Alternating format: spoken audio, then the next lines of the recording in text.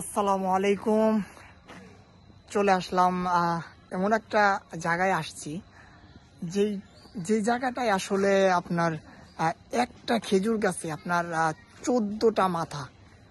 এটা 22টার মতো ছিল, এখন আস্তে আস্তে এটা 23টা হয়ে আসছে। তো এটা একটা আসলে আল্লাহর একটা আপনার এটা কি বলা যায়, এটা মানে আল্লাহ পাক ভালো জানেন এটা আসলে কি করেন।